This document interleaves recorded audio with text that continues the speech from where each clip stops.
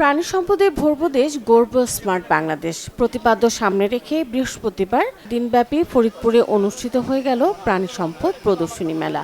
প্রাণী সম্পদ সেক্টরের নানা সমস্যা ও সম্ভাবনা নিয়ে সেখানে উঠে আসে নানা সুপারিশ।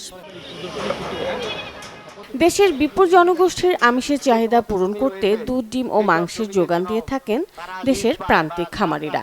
তাদের সমস্যা ও সুপারিশ তুলে ধরার লক্ষ্য নিয়ে ফরিদপুরের মহিম ইনস্টিটিউট মাঠে বৃহস্পতিবার দিনব্যাপী বসেছিল প্রাণী সম্পদ মেলা। অর্ধশত স্টলে খামারিরা তাদের প্রিয় পশু পাখি নিয়ে হাজির হন।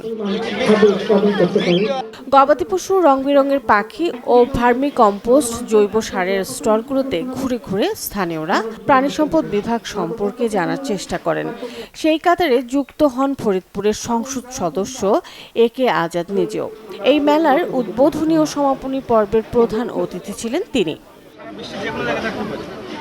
স্থানীয় প্রাণী সম্পদ বিভাগ জনপ্রশাসন ও সংশ্লিষ্ট খামারিদের কাছ থেকে সুনির্দিষ্ট সমস্যা চিহ্নিত করে সেগুলো নিরসনের জন্য সমন্বিত কর্মপরিকল্পনা গ্রহণের কথা জানালেন ফরিদপুর সদর আসনের সংসদ সদস্য AK আজাদ।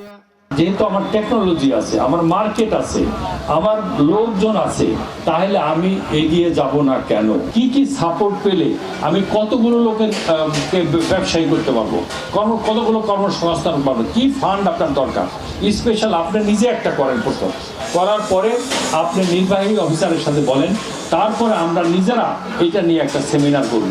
আমি ঢাকার থেকে দরকার বিশেষজ্ঞ নিয়ে আসবো, আমার ব্যাংকের MD-কে নিয়ে আসবো, তাতে করে হয় আমি চাই ফরিদপুরের লোক স্বাবলম্বী হোক।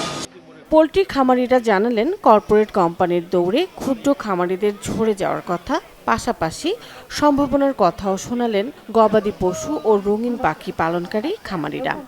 শখ করেই প্রায় 4 বছর ধরে পাখি পালতেছি। এতে আমার কিছুটা হাত খরচও চলে, আবার আমার শখটাও পূরণ হচ্ছে।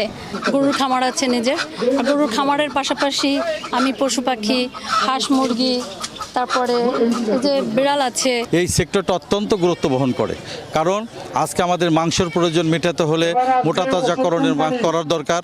আজকে বাচ্চাদের মেধা বিকাশের জন্য আমাদের দুধের দরকার। Desk report, channel 24।